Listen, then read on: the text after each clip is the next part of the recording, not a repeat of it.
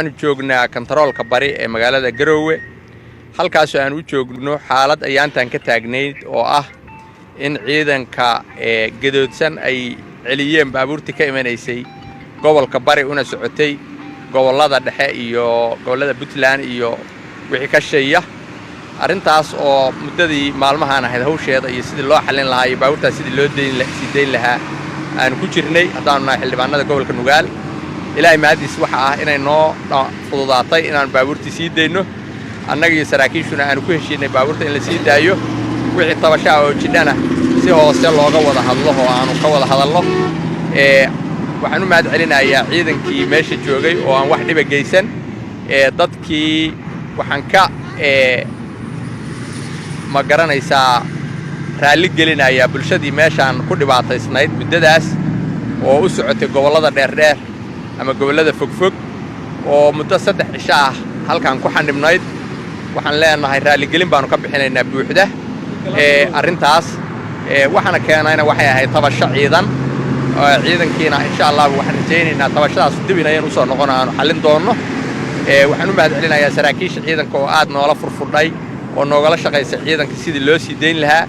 iyo in kastoo ka qayb qaadatay arinta tan halkan aan u joogno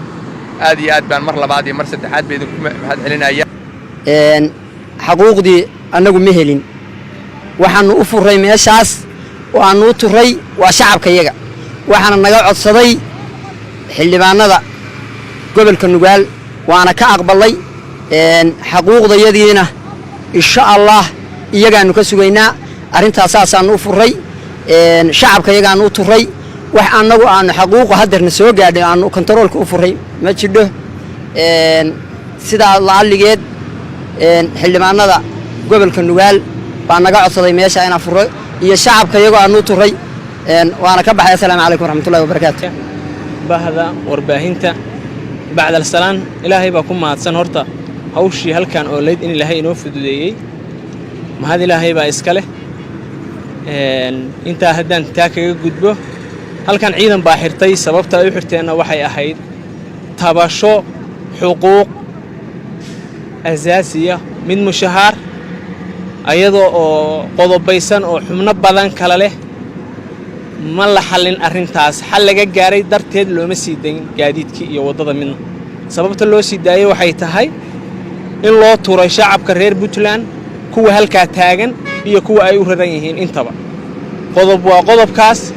kan labaad codsiga ugu muhiimsan waxa noo keenay xildhibaanada gobolka Nugaal intii wadadaas la xireen hawshaas nala waday naguna adkeynayay in mar walba la sii daayo horta ilaahay mahadi waxa inay noo fududaatay aanu furnay wadadii waxa soo hadhay tii tabashada ciidanka hawshaasi ma fulin meeshii bay taagan tahay waxaan rajaynaynaa in